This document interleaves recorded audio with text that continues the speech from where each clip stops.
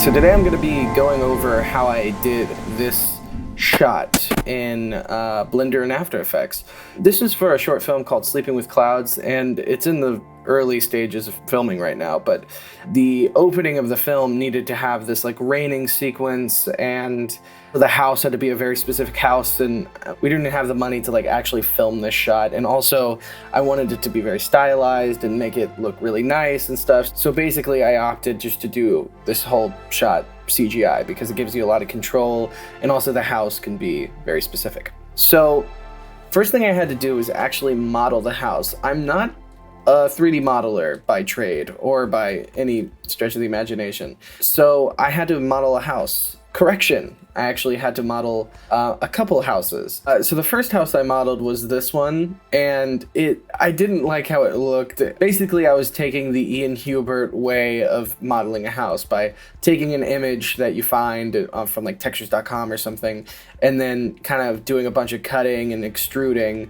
to make it look like a house, which looks really good for background stuff, but if this is just the main focus, then it's not 100% the technique I want to go for. And also, this isn't the house style I even wanted. Then I had to do it again, but I did it a little bit different. So this time I modeled this house, which turned out to look a little better. I like the symmetry of it for the film, but again, it didn't look 100% realistic. So then I was like, okay, I should probably watch an actual tutorial. I watched Blender Guru's How to Make an Abandoned House tutorial, and that was extremely helpful. I mean, the house is not an abandoned house, but it has a lot of tips and tricks on how to make a nice house. So that landed us on the final house design, which I really liked. I used a lot of reference. I actually found a house on my drive to one of the shoots, and I found this house that looked pretty similar to this one, and then I basically just used it as reference and pretty much stole from real life. It's actually kind of nice that I modeled these two houses because I actually just used these models in the background of this shot, so I have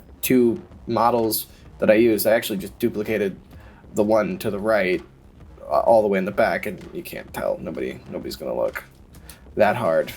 What I first did was sort of just blocked out this very simple scene and added the camera move, which is just a tilt down. At first, I knew kind of how I wanted it to look. Even in the animatic, I actually blocked that out. So I knew I wanted this kind of look. I did a little bit more of a quarter turn in this, but in this example, the quarter turn is there, but it's more focused on the house, and that just came with me just playing around with the camera.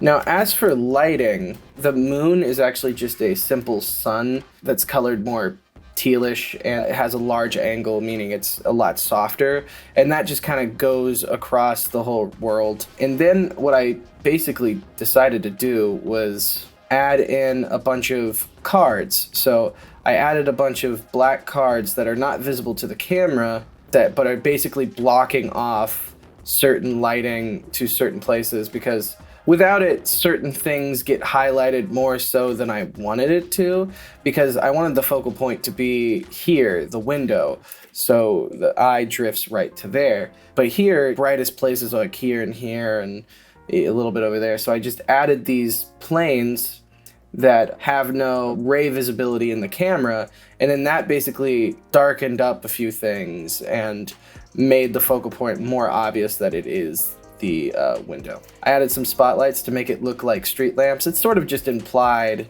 that there's street lamps on the street, even though you don't actually see any of them. I was going to add them in the sky, but it made the opening part look a little weird, so I didn't do that. The curtain, the reason why the curtain looks so good is because the curtain is just a plane that has bumps in it that looks like a curtain, and then I just made the material a mix between a principled BSDF and a translucent. So I'm mixing in a translucent with like a white shears texture, and then blending in the two so it's kind of see-through. And then behind that, there's an area lamp behind it that makes it look like there's light coming in from inside the room, and it's very warm and bright. So that makes those windows look a little bit more 3D because they are 3D. As for the sky background, the sky background is actually just a stock video from Storyblocks, and it's really big in the sky, And essentially I turned it off. I set it as indirect only in its own little collection. All I really wanted was that lightning interaction, so it like brightens up the 3D model timed out perfectly. I turned it off in the actual render. It was just easier to composite it later into After Effects. As for the house, I needed more detail, like especially around the edges and stuff. So I added a bunch of assets like from Ian Hubert, where he had like 3D scanned plants, and I think you get those when you subscribe to his Patreon. So subscribe to his Patreon if you'd like some free assets. I guess it's not that free, but I even added his little cans, and I went on to Sketchfab, and I went and I downloaded a few electrical boxes just to place randomly, just placements and stuff. I got like an electrical wire here, put it in the background, just to add that detail. Going in here, add in more plants and stuff like that, and you know, some roses and stuff, some pots. Just makes things look more realistic. Some trash bags and cans. Without it, it just wouldn't look as realistic. I made all the materials wetter. I modeled all these houses without the intention of making them look wet, which I guess was stupid. But if we go in here, what I basically just did was clamped whatever roughness it had with a color ramp into the roughness, and it just made it more wet, basically. And, you know, it implies rain has been on it. I added more details like grass and stuff like that. I used Blender Guru's Grass Essentials, and you can see it, the grass is pretty dispersed on here because you don't need all of the grass because of the angle, so you're only really needing like a certain amount of grass, so it was just easier to render out a smaller amount of grass. Yeah, I could have done this myself with like geometry nodes and stuff, but honestly, I had Blender Guru's Grass Essentials, so I will just use that. It looks good. I rendered out the shot. I was gonna render with my GPU, but every time I rendered it, it was like, it failed. So I rendered with my CPU, which is much slower. I even had depth of field on there, and when you add depth of field, that needs a lot of samples. And what was really nice about this is that when you render at a low sample count, and when you have denoiser on, everything sort of waves and stuff like this, which kind of looks like, luckily enough for us, rain. So it actually worked really well that I had the low sample count. So it's warbling, but it actually looks like rain is being hit with it. So it worked out in our benefit. So then the next step was obviously adding all of the rain. So I decided to do it in compositing instead of inside of Blender because I didn't want to do that. I know CG Geek has a really good rain tutorial, but I was like, how many objects I have to do that to and all that stuff. I'm like, I'm not doing that extra work. So I decided just to do it in post. And luckily, Action VFX, who I've used a lot before, has this fantastic rain collection. So I went in and I downloaded a bunch of rain assets and raindrops on the ground and dripping waters and all that stuff. So basically I then just used that and I brought it in here. Now this does have a camera move, so that makes things more complicated, but not really, because there is a wonderful Adobe After Effects exporter where basically it takes your camera data and then comes over here. Let me look it up for a second. Actually, I guess it looks like it comes in with Blender, so you just have to enable it, I guess, on the import export. Okay, cool. So then you can bring in a camera and then you can just hand place all of your stuff in 3D space, all your water drips and such. The key is just a lot of layers, basically. Like here is all of the layers of, and it's also colored and tinted, all these splash layers and rain layers. You just need to add a crap ton to make this look fit into your scene. And that's essentially all you have to do, is just a bunch of stuff, and then you just layer until it looks right. And this looks right to me. It could look wrong to you, but it looks right to me. I even went in here and I made things darker from the render, like the windows I made darker, the road I made darker. I added myself some chromatic aberration, and this is, I believe, a free plugin called Quick Chromatic Aberration. And essentially, if you don't know, It's what lens dispersion does in Blender. It goes in here and makes it look like it was filmed by a camera, where, you know, lenses suck. I've never seen a perfect lens. Well, I've never worked with one. I'm not rich. Then I added some grain, some fast grain is what I like to call it. Basically, what fast grain is you get an adjustment layer and you add a fill with a 50% gray thing on it. Then you add the noise effect, then you blur that a bit, and then you put that on overlay. So here's what it looks like without that.